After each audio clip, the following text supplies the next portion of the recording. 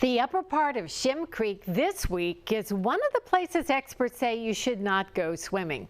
Same story for James Island Creek, and they're not the only areas with high levels of bacteria on South Carolina's coast. There is a way to check the water before you go. We pass kayakers coming in. We've got kayakers here, folks on paddle boards. You've got the shrimp boat and the commercial fishing industry. How y'all doing? Shem Creek is a favorite spot to hit the water, standing on a board or paddling a slightly different way. Knowing the quality of water you're in can help you avoid the nasty stuff. We test for Enterococcus bacteria every Wednesday, May through October. Enterococcus is a fecal indicator bacteria, and so when it's present above certain levels, you assume that fecal matter may also be present. Yes, fecal matter. Here in Charleston, the fecal contamination is a huge issue, and people have the right to know whether it's safe to swim or not. July 20th testing found high levels of the bacteria in 4 spots. 2 in James Island Creek, 1 off Brittlebank Park, and the 4th in Upper Shem Creek, where levels are almost 12 times above safe limits. Charleston Waterkeeper says, don't swim there. If you do find yourself in those waters, it's really a good idea to shower afterwards and clean up. Experts say contact with polluted water can give you stomach problems, eye, ear, nose, and throat infections, and skin rashes. All right, whenever you're ready, Skip. Charleston Waterkeeper targets the favorite hangouts. There's a science to it. Sky's clear. It's regulatory quality. All right, Skip, whenever you're ready. Sampling areas where people sail, paddle, and have fun in low-country waterways. The samples are tested here. The College of Charleston lab is certified by the State Health Department. Thank you, Lang. More blue means more bacteria. For Carmack, this is what people need to know. I've gotten really bad ear infections from swimming in waterways with high levels of fecal contamination. So we've all kind of had that experience. You may not realize that that's what it's from. You can see the results posted each week. Beachgoers can also check this State Health Department site. Here in the Myrtle Beach area, there are often pollution alerts. Tidal creeks are the first connection between land and water and the pathways for pollution. And so those pollutants can be anything from bacteria from pet and human waste to fertilizers and herbicides and oil and grease from cars. Is that Tyvek? In James Island Creek, a large plastic sheet is pulled from the marsh. Long-term Waterkeeper data shows this creek has chronic problems, as does Shem Creek. More serious issues are in Upper Shem Creek, but lower parts of the creek are often red flagged.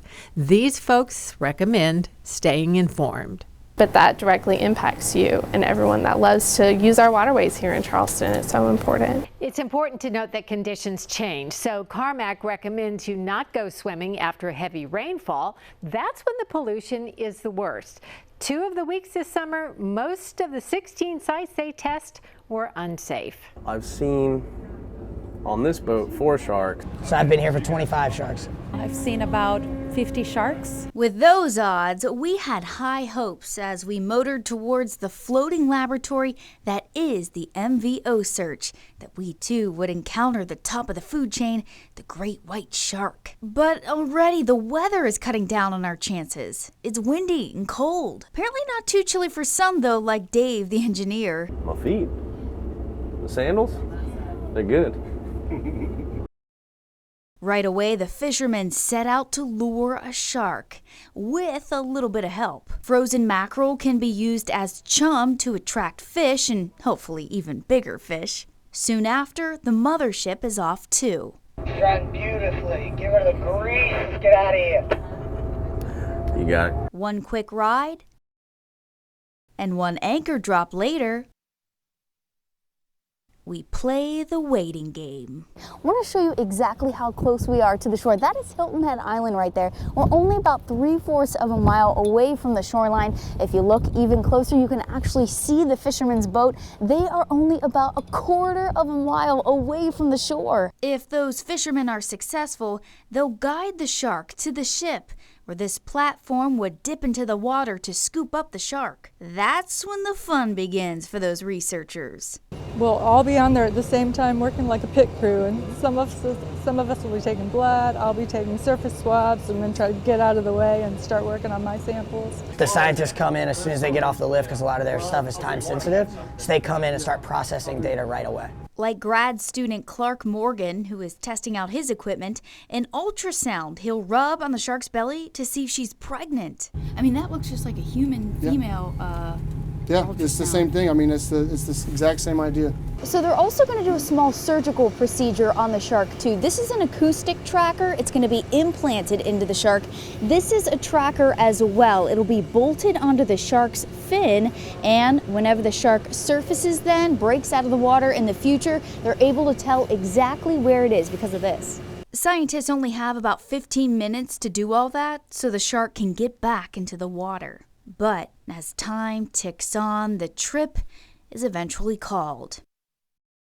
Any shark that's out in this water will get to stay there. The platform will remain dry and the blood vials empty, but this trip is still considered to be a success. Well, the expedition itself, was made a success in the first week. You know, we came down here, if we'd caught one white shark, we were going to be thrilled. He enjoyed life, he really did. He loved to have fun. The memories are still fresh for Ann Mulkey. We have a lot of pictures of him with the kids. Memories of her son's short life on Earth. Captain Lewis Mulkey of Engine 15 was just 34 years old when he died, doing what he loved. I talked to him before he was called to the fire. And I said, well, you're going to come home in the morning or are you going to school? And he said, nope, I'm coming home. I'll see you in the morning. And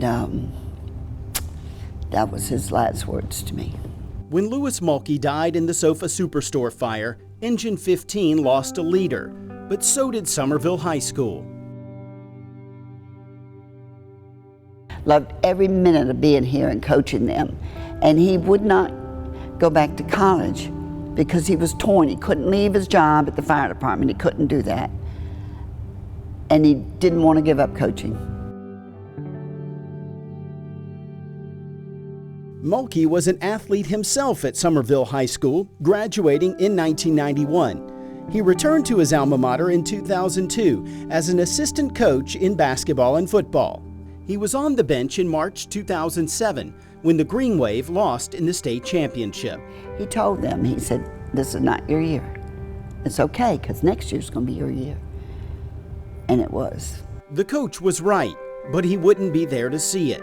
When Somerville played for the title again in 2008, he wasn't in the building, but Lewis Mulkey's spirit was everywhere. Well, they all had the black hats on that night. With students in fire helmets chanting his name, and a symbol of Mulkey's courage sitting on the team bench, the players fulfilled their coach's promise and won the state title. Now, 10 years later, the kids say they still talk about him. They love it.